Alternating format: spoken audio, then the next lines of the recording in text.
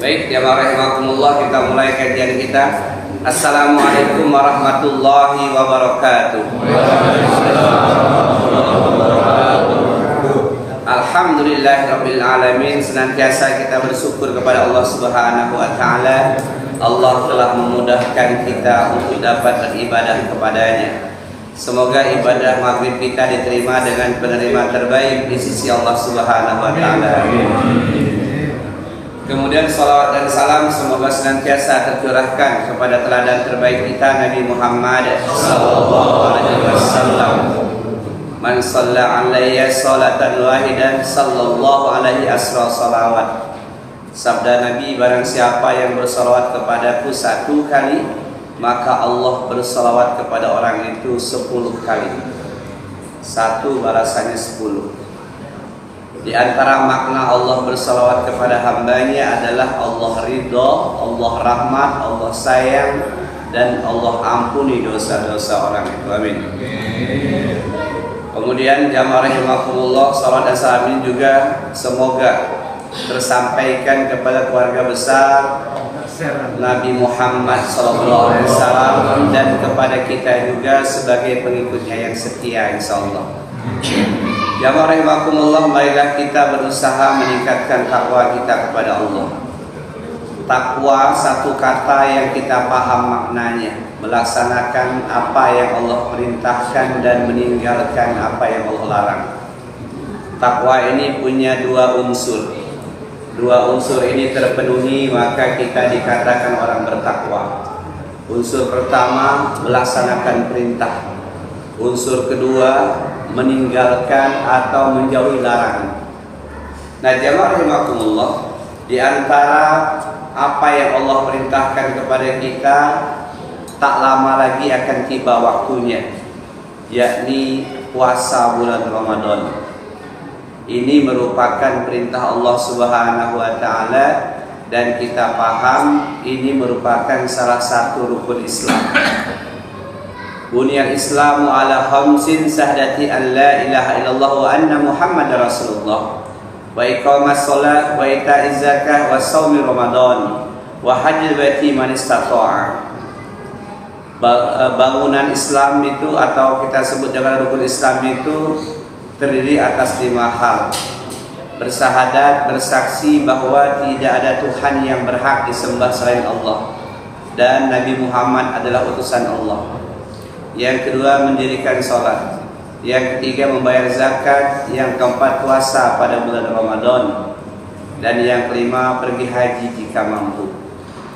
Nah, jamaah rahimakumullah, berkenaan dengan puasa Ramadan, ini ibadah yang istimewa setahun sekali. Ramadan adalah sesuatu yang dinanti-nanti oleh orang-orang beriman yang berniat untuk mendapatkan berbagai macam kemuliaannya, sehingga menyongsongnya, menyambutnya, mempersiapkan kedatangannya sudah semestinya kita lakukan. Ada yang bersifat fisik, ada bersifat rohani, ada bersifat ilmu. Nah, jamaah rahimakumullah, para ulama mengajarkan kepada kita di antara hal-hal yang kita persiapkan, yang kita lakukan, dalam rangka menyambut datangnya bulan yang penuh dengan kemuliaan. Yang pertama adalah senantiasa berdoa kepada Allah untuk berjumpa dengan Ramadan. Nah, jamaah rahimakumullah, kalau kita baca dalam sejarah para sahabat dulu, mereka berdoanya itu 6 bulan sebelum Ramadan. Kanu yad'una Allah sita ashur ayyubalighum sahra Ramadan. Mereka para sahabat Nabi yad'una Allah, minta berdoa kepada Allah sita ashur 6 bulan agar mereka bisa berjumpa dengan bulan Ramadan. Kalau kita rata-rata 2 bulan lumayan. Mulai masuk Rajab kita mulai berdoa. Allahumma barik lana di Rajab wa Saban wa balighna Ramadan. Alhamdulillah. Atau paling singkat, Allahumma balighna Ramadan, ya Allah sampaikanlah Ramadan kepada kami. Nah, jamaah rahimakumullah, lalu para sahabat Nabi itu 6 bulan berikutnya doanya summa yad'una Allah ayyataqallabahu minhum faqabbal, diterima. 6 bulan berikutnya mereka berdoa kepada Allah agar seluruh amalan Ramadannya Allah terima. Kita paling selama Ramadan itulah ya, kadang tambah sebulan. Allahumma taqabbal minna salatana wa siyamana wa qiyamana wa ruku'ana wa sujudana wa tilawatana panjang. Tapi kadang kita habis Ramadan tidak lagi. Dulu para sahabat sampai 6 bulan. Jadi sejak Ramadan itu masuk malam pertama doanya seperti itu sampai 6 bulan ke depan. Yaitu sahabat Nabi. Nah, jamaah rahimakumullah, ada banyak doa yang diajarkan Rasulullah dan juga yang disampaikan para sahabat. Kalau Rasulullah itu doanya diantaranya Allahumma sallimni ila Ramadan wa sallimni Ramadana wa tasallamhu minni mutaqabbala. Satu paket ya.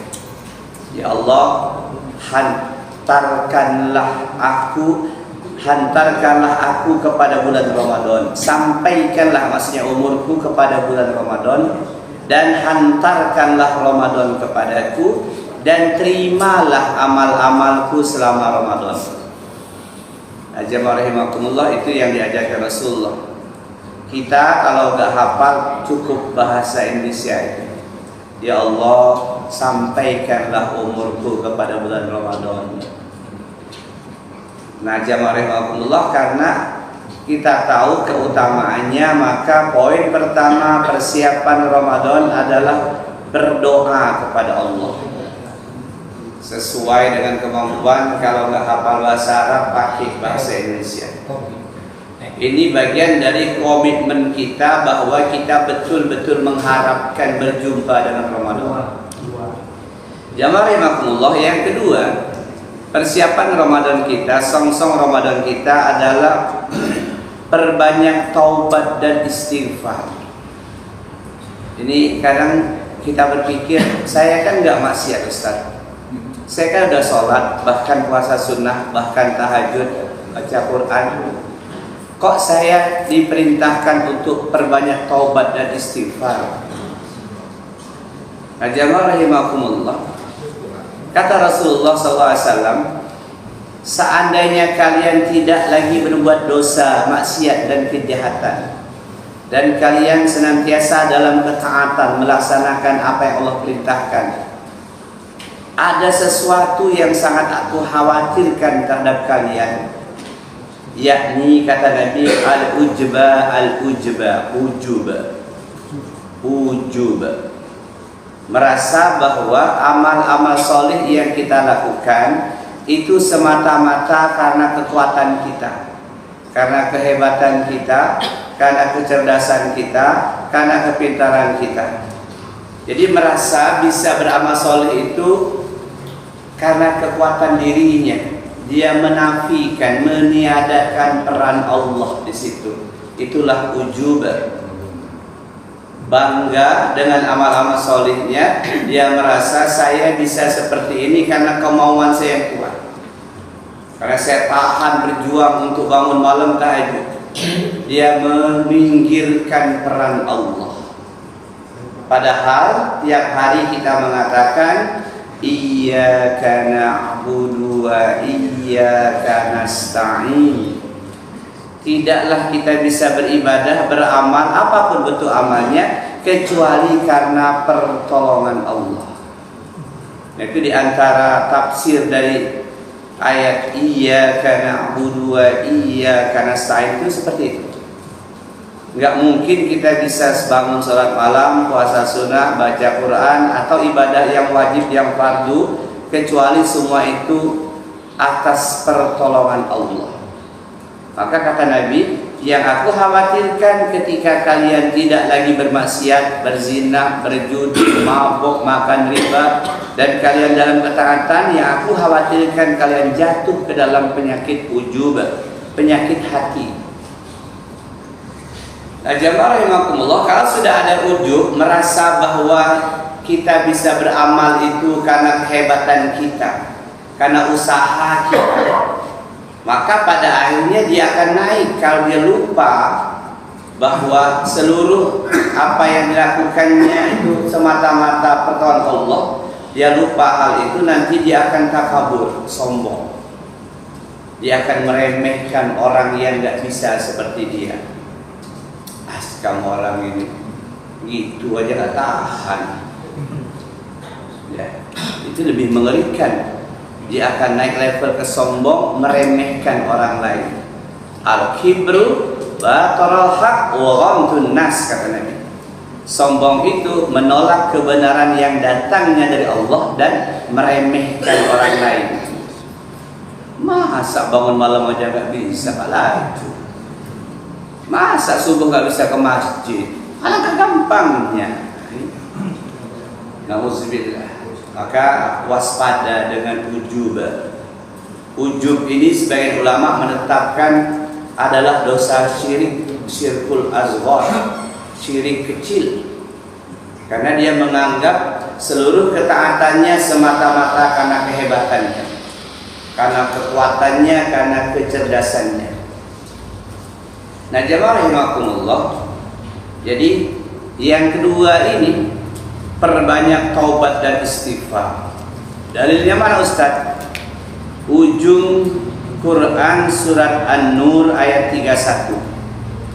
Allah menyuruh kita ini, bukan menyuruh para pendosa, bukan menyuruh orang ahli maksiat, tapi memerintahkan orang yang beriman.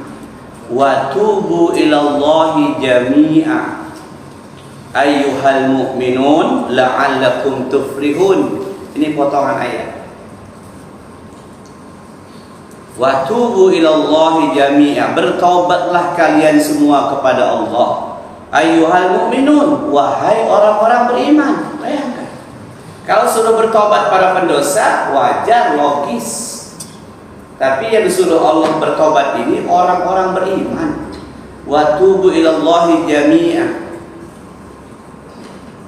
ayyuhal mu'minun la'allakum tuflihun, supaya kalian beruntung. Kenapa? Tadi jamaah rahimakumullah, ketika sudah taat kepada Allah, imannya mantap, hati-hati muncul ujub tadi. Muncul ujub tadi, ada rasa bangga diri dengan amal-amalnya, yang kalau dibiarkan nanti naik level jadi takabur, meremehkan orang lain yang gak bisa seperti dia, meremehkan orang yang masih maksiat, buat berdosa dan sebagainya. Nauzubillah. Jadi Allah perintahkan bertobat kepada Allah, wahai orang-orang beriman, agar kalian beruntung. Nah, jamaah rahimakumullah, dan pada dasarnya kenapa kita diminta dalam rangka menyambut datangnya bulan suci Ramadan ini berbanyak taubat dan istighfar kepada Allah? Karena sudah menjadi dalilnya, al-insanu ma'al khata' wa nisyan, manusia tempatnya salah dan lupa, selip, sering selip ya. Atau dalam hadis lain, kullu ibni Adam khata'un wa khairu khata'in tawwabun. Kata Nabi, tiap-tiap anak cucu Adam itu suka sering melakukan maksiat dan dosa kesalahan, dan sebaik-baiknya orang yang berbuat salah adalah mereka yang bertaubat. Nah, jamaah rahimakumullah, itu dalil perbanyak taubat dan istighfar dengan kalimat sederhana, di antaranya astaghfirullah wa atubu ilaih. 1, 2, 3. Aku mohon ampun kepada Allah dan bertaubat kepadanya. Yang suaranya kuat pasti udah ngopi tuh. Yang masih lembek tuh belum ngopi, masih tegang, masih belum langsam. Ngopi dulu lah ya. Iya, oh lagi nih ya. Bismillah. Jangan lupa ahnya kalau ngopi ya. Tangan kanan bismillah minimal. Ya, kemudian alhamdulillah. Bismillah.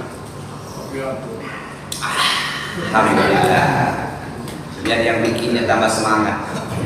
Ya. Nah, jamaah rahimakumullah, itu poin kedua, perbanyak taubat dan istighfar. Poin ketiga, apa yang kita lakukan menjelang Ramadan tiba, yakni menghadirkan kegembiraan di hati kita. Ini sulit jamaah rahimakumullah, sulit menghadirkan kegembiraan. Ya, bahkan ada yang mengeluh, ya Allah, udah puasa lagi, perasaan belum setahun. Ya.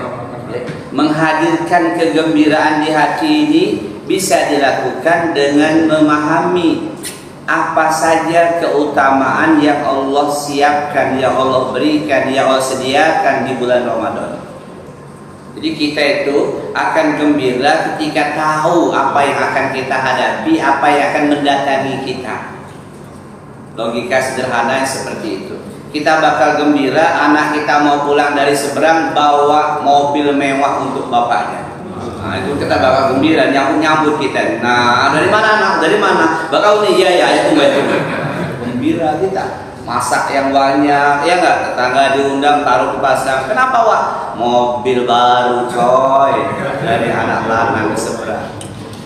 Begitu pula Ramadan. Kegembiraan itu akan hadir di hati kita ketika kita paham alangkah banyaknya keutamaan Ramadan. Kita sering dengarnya semua insya Allah. Tapi sebelum itu saya ingin menyampaikan, kegembiraan Ramadan ini bisa dilihat dari dua sisi. Sisi ukhrawi, akhirat kita. Kemudian sisi duniawi, kehidupan nyata kita. Kita ambil sisi kedua, sisi duniawi. Ini Ramadan ini betul-betul mendatangkan keberkahan dunia. Ya, es degan itu laris manis. Bakwan penyet agak-agak eglek aja laris dijual. Dari Candi Mas sampai Pasar Pagi kiri kan orang dagang. Apalagi kurma. Ya, apalagi kurma kayak sarung peci, masya Allah. Ya, nah itu kata Pak Bedano. Masuk ke iklannya. Jadi ini di dunia saja luar biasa.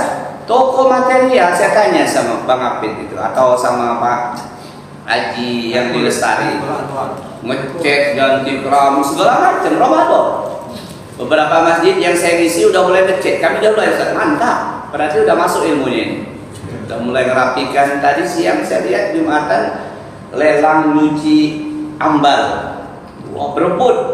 Nanti dipakai sujud, dipakai ruku, dipakai tarawih, dipakai kutung, tambah semangat. Saya 20 meter, 10 meter selesai, nggak sampai 11 menit, 10 menit. Nah, semangatnya. Jamaah rahimakumullah, artinya laundry juga laris. Nah, ini Ramadan. Makanan, pakaian semuanya, alat-alat rumah tangga, ada orang ganti wastafel segala macam itu bulan Ramadan.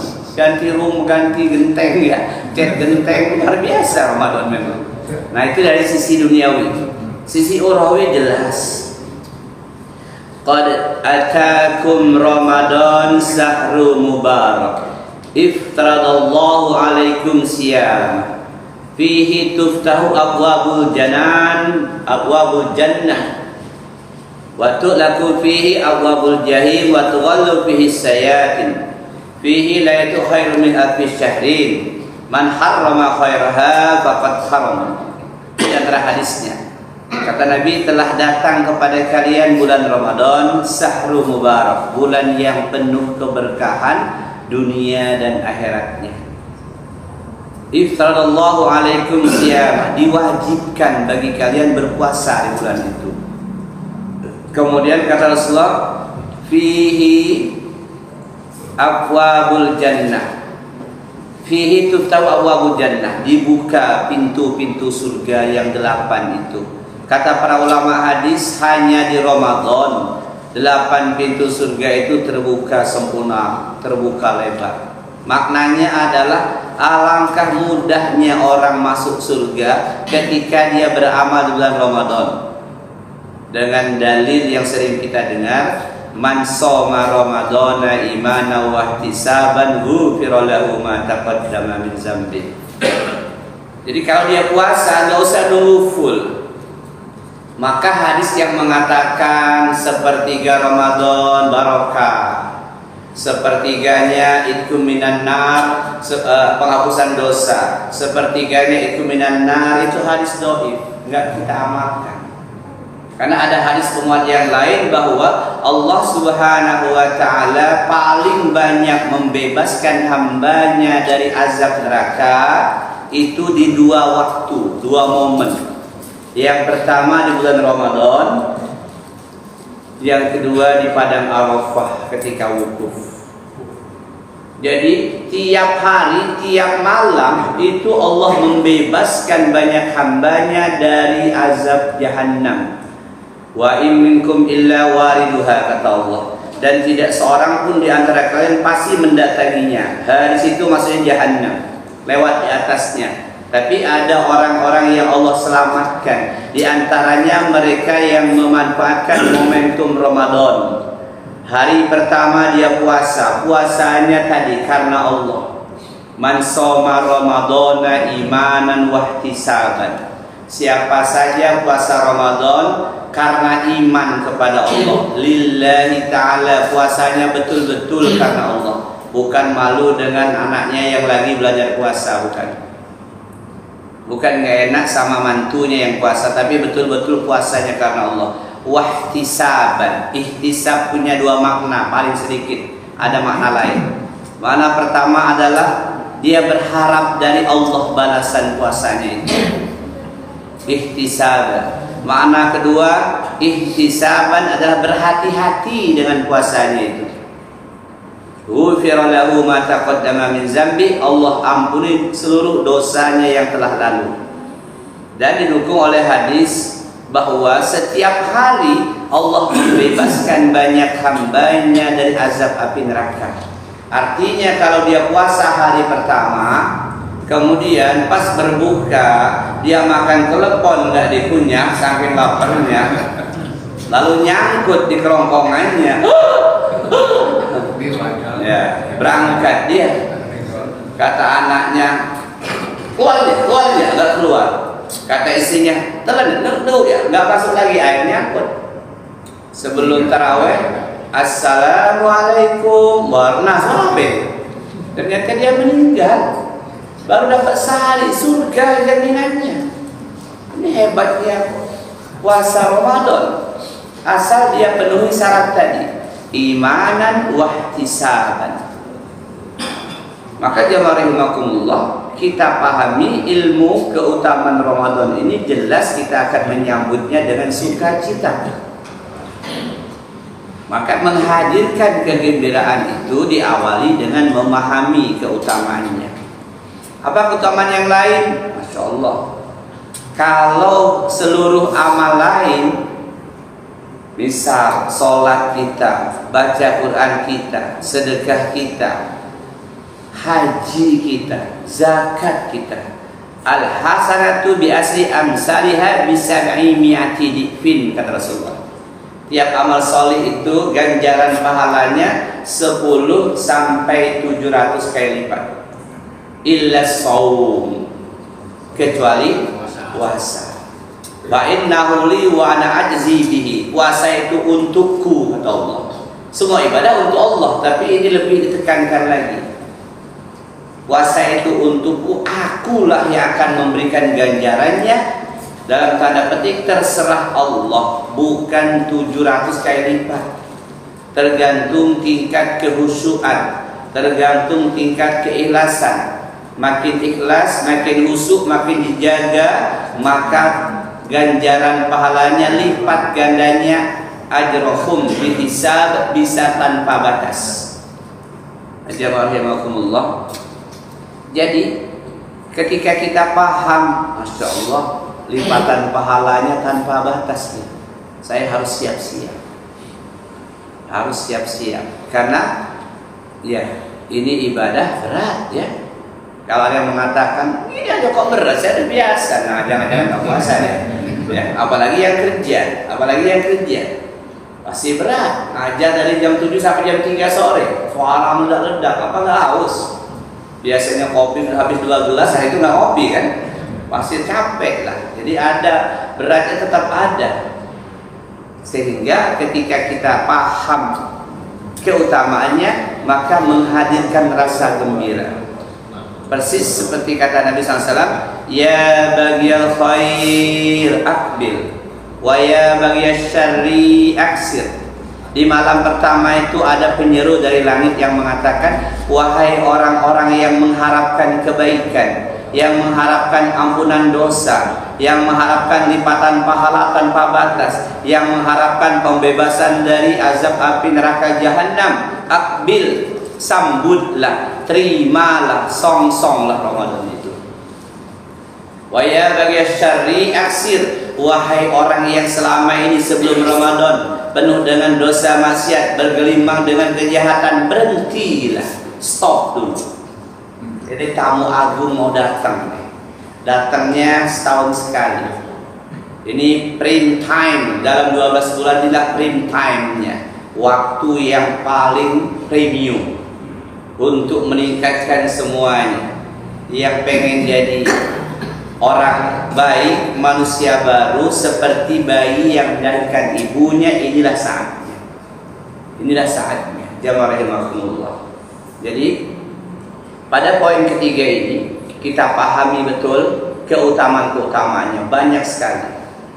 Nah, kemudian yang keempat, apa sih yang mesti kita siapkan sehubungan dengan akan tibanya tamu agung ini?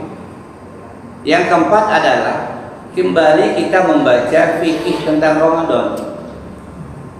Kita baca apa saja hal-hal yang membatalkan puasa. Dan ada 2 poin. Yang kedua, apa saja hal-hal yang membatalkan pahala puasa. Kalau poin pertama, insya Allah lah anak TK juga tahan. Tapi poin kedua ini yang berat, yang membatalkan pahala puasa kita. Saya mulai dari poin kedua. Nah, khamsin yuktiruna shaim, kata Nabi SAW dalam hadis Abu Ad-Dailami. Ada 5 hal yang menghilangkan pahala puasa seseorang. Dia puasanya nggak batal, nggak perlu ganti, tapi dia nggak dapat apa-apa. Persis seperti hadis yang populer, kam min shaimin laisa lahu min siyamihi ila ju' wal atas. Betapa banyak dari orang yang puasa itu nggak dapat apa-apa. Dia hanya dapat 2, lapar sama haus. Itu banyak kata Nabi. Artinya Nabi mengisyaratkan kepada kita untuk berhati-hati, jangan sampai rugi, percuma. Nah, di hadis yang saya bacakan tadi, khamsin yuktiruna shaim, ada 5 hal di antaranya di hadis ini. Nanti ada hadis yang lain. Di hadis ini yang pertama, yang membatalkan pahala puasa, puasanya nggak batal, pahalanya nggak ada. Paling sedikit mengurangi pahala, paling tinggi hilanglah pahalanya, habis. Yang pertama adalah al-ghibah. Ghibah. Ghibah ini zikraka akhaka bima yakrahu, engkau membicarakan kekurangan aib saudaramu, sementara saudaramu nggak suka kalau itu diceritakan. Ghibah. Kalau sering saya bilang dengan ibu-ibu, mini, ini ghibah. Hati-hati banget. Bukan berarti di luar Ramadan boleh, tetap dosa besar. Ghibah kan udah kita bahas kemarin waktu kita Isra Mi'raj, ya. Di alam kubur, azab kuburnya mencakar mukanya sendiri. Ya Allah ganti, kata Nabi, kukunya dengan tembaga besi. Kalau dia mulai mencakar-cakar mukanya, habis daging mukanya, menjerit, menangis, menolong dia kesakitan. Habis daging muka, dia cakar daging dadanya. Mendekati habis daging dadanya, daging mukanya Allah tumbuhkan kembali. Terus menerus sampai hari kiamat tiba. Itu ancaman azab kuburnya ghibah. Kenapa sejak mencakar muka, kata para ulama hadis? Karena harusnya dia jaga kehormatan saudaranya. Karena manusia ini, muka inilah organ yang terhormat, yang mulia. Kita datang tampak muka kan ya, senyum dari muka. Maka harusnya dia jaga kehormatan orang itu, jangan diceritakan, malah diceritakan. Dia itu kelihatan aja kalau keluar rapi, ya toh, di rumahnya joroknya minta ampun. Bohong kamu. Enggak, woy, sumpah saya lihat sendiri, suwe, kata dia. Itulah ghibah. Itulah ghibah. Apalagi menggibahi orang yang bukan tetangga kita, gimana minta maafnya? Auzubillah, maka hati-hati bang. Dan ghibah, kata Imam Nawawi rahimahullah, bukan hanya dengan lisan, ghibah juga bisa dengan anggota badan, raut wajah, senyum, cibiran bibir, lenguhan hidung, tangan. Lihat kawan nggak senang ini. Ini ghibah. Dengan apa, bibir. Jadi ini al-ghibah. Nah, jamaah rahimakumullah, membatalkan pahala puasa kita sampai maksimal, minimal mengurangi pahalanya, enggak sempurna. Yang kedua, wan namimah, ngadu domba. Bicara sama A ngomongin B, bicara sama B ngomongin A. Nanti A dan B berantem. Enggak seteguran. Betul kata para ulama, kebanyakan manusia itu mendatangi saudaranya membawa api, bukan membawa air. Ya. Nah, itu namimah. Yang ketiga, wal kazib, berdusta, berbohong. Nah, bab berdusta, berbohong ini jamaah rahimakumullah, kepada siapapun, bukan hanya kepada orang asing, kepada anak kandung sendiri, kepada cucu kita. Tenang aja cung, nanti sore atuk beliin pepek telur kamu. Nah, sore lewat, dia nggak lupa, dia tahu, dia janji. Sampai maghrib kata cucunya, mana tuh pepek telurnya? Nah besok ya. Nah ini gimana, tadi sudah mengatakan berdusta dia. Wal kaziba. Nah jamaah rahimakumullah. Kemudian yang keempat, hal yang membatalkan pahala puasa kita pada tingkat maksimal ya. Ini berat banget ini. Mungkin lebih berat dari tadi. Ini adalah wan nazratu bisahwat, pandangan yang bersahwat. Nah, medsos ya. Tadi siang-siang jam 1 nggak bisa tidur, klik-klik, montok juga. Lalu dinikmati pandangan yang mendatangkan syahwat. Ini paling berat ini. Handphone, laptop, komputer, TV, billboard pinggir jalan itu banyak. Orang masih sirik. Kalau billboard yang montok itu, no. Nah ini jamaah rahimakumullah, yang keempat, bisa pada tingkat maksimal menghilangkan pahala puasa kita. Nah, baik pandangan nggak langsung dengan HP atau langsung. Sore ngabuburit, ya, ke stadion, lihat ada mak-mak senam pakai legging, menikmati. Ya, yang di bawah bergerak-gerak dikit, dilihat dosa, atau enggak dilihat jarang-jarang. Maka saya sudah sampaikan sama mama kita, berhentilah senam-senam di tempat terbuka, pakai pen, enggak usah. nggak usah cari popularitas viral. Sehat itu tempat tertutup aja lah. Ini sekarang di pinggir-pinggir jalan, lihat hari Minggu. Saya sering pulang isi kuliah subuh, pinggir-pinggir jalan. Ya bapak-bapak kan nggak dilihat gimana? Saya sudah sampaikan di mana-mana saya sama. Orang yang benci mama nggak pernah. Tugas dai menyampaikan. Kamu orang Ustaz kenapa dilihat? Di mana nggak lihat depan kita? Jadi kalau kawan-kawan punya istri, punya anak gadis, nggak usah nak. Kalau senang di tempat tertutup, cari tempat tertutup. Jingkrak di situ sama-sama perempuan. Jangan di tempat terbuka. Jangan di pinggir jalan, jangan stadion, jangan di Islami. Ramai Islami itu yang nonton. Ramai nonton daripada yang ini. Sampaikan. Tugas kami ini menyampaikan. Berdakwah ini kalau hanya untuk menyenangkan jemaah, ditanya sama Allah, dilempar ke neraka duluan. Banyak orang dakwah ini hanya menyampaikan yang enak-enak aja. Yang kayak itu nggak disampaikan. Gak enak, Ustaz tersinggung dia orang. Loh, gimana?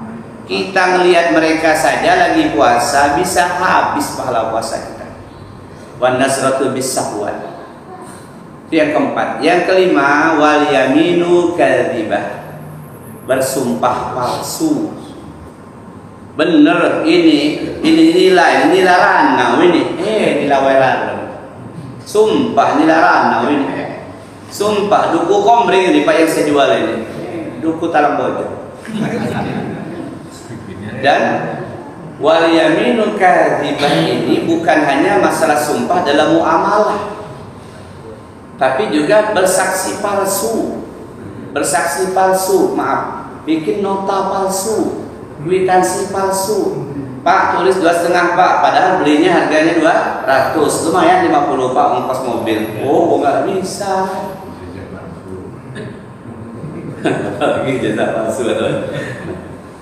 Kadang orang biasa-biasa aja, fotokopi 400 lembar, tulis 500 lah, upah lah 100-nya. Biasa zaman sekarang jangan. Di luar puasa aja itu dosa besar, apalagi sedang berpuasa. Aja rahimahumullah. 5 hal di hadis ini, hadis lain mungkin ada tambahan. Iya. Nanti kan di hukum mimbar ini banyak menyampaikan. Insyaallah kita bertemu dalam Ramadan. Amin. Kemudian yang saya balik lagi ke depan tadi yang membatalkan. Secara umum yang membatalkan puasa itu hanya 4 secara umum ya. Mudah ingatnya 4. Enggak usah agama ini jangan dipersulit. Nanti yang berdebat tuh selalu tiap tahun, Ustaz kau disuntik batal apa enggak? Udah sakit kok masih puasa? La ilaha illallah. Enggak usah puasa lagi kalau disuntik. Ada rukhsahnya keringanan nanti diganti. Ustaz kalau berenang di kolam lestari kentut lagi berenang batal apa enggak? Ini yang kata Nabi bikin agama jadi susah berat tuh banyak hal jelimet dikaji dipertanyakan ujungnya berdebat lalu hati luka. Hati luka kalau berdebat enggak lah menurut saya kata guru saya. Ujungnya enggak teguran lagi ketemu jalan buang luka. Hal-hal yang kecil yang remeh-temeh diperdebatkan. Maka kalau kita bicara global 4 saja enggak banyak-banyak bagi laki-laki. Makan dengan sengaja, minum dengan sengaja, muntah dengan sengaja, hubungan badan laki bini siang hari. Itu aja. Nggak usah mikir masukin sesuatu ke lubang kuping, ya sakit lah ngapain kerjaan gitu. Ya kan? Masukin ke lubang dubur, apa yang mau dimasukin ke lubang dubur? Ustaz kalau nanti cebok masuk sedikit batal nggak? Astagfirullahaladzim. 4 hal saja. Makan dengan sengaja, betul-betul makan. Kalau nggak sengaja, 2 piring, nggak apa-apa, hadiah dari Allah. Udah 2 piring, nah ya ayah kan puasa. Astagfirullahaladzim. Jangan bilang tanggung balik lagi. Jangan stop cuci mulut. Kata Nabi hadiah dari Allah. Tapi kalau makan jarang, yang sering itu minum, kan? Capek-capek siang hari, gelap. Ya ayah kan puasa, stop. Jangan dilanjutkan. Sekalian mak kopinya mak. Nggak usah. Stop. Itu hadiah dari Allah. Makan dengan sengaja, minum dengan sengaja, muntah dengan sengaja. Bukan muntah karena naik motor goncengan masuk angin, bukan. Dicolok-colok, nah kan muntah. Yang keempat, hubungan badan laki bini siang hari. Ustadz, kalau bukan dengan bini gimana? Lebih mengerikan. Kan aneh-aneh kan orang-orang. Dengan bini aja kafarotnya mengerikan. Satu, memerdekakan budak. Nggak ada budak puasa 2 bulan berturut-turut. Nggak boleh putus itu. Putus karena bukan usul syar'i, ngulang lagi 2 bulan. Nggak mungkin lah Ustaz, sebulan dia nggak kuat saya. Ya udah, yang ketiga, beri makan 60 orang miskin. Jadi kalau ada undangan makan malam di bulan Ramadan 60 orang, patut dicurigai ya. Patut dicurigai. Tapi orang miskin, kok kita nggak diundang, kamu nggak miskin gitu. 60 orang. Jadi kafaratnya berat. Adapun perempuan ya jelas nifas, haid. Jadi Ustadz, kalau di infus sakit, udah sakit di infus kok masih puasa, nemen aman lah ya. Tapi kalaupun harus puasa, infus obat itu nggak membatalkan. Tapi infus sari makanan itu membatalkan. Ini pendapat yang kuat yang kita pilih ya. Ya kalau infus obat nggak batal, boleh dia puasa. Tapi kalau infus sari makanan batal, itu pendapat yang kuat. Nah jamaah rahimakumullah, yang sulit saya katakan tadi, menghindar dari batalnya pahala puasa, itu yang sulit. Kita hidup di negeri yang serba bebas, TV, layar HP kita berat.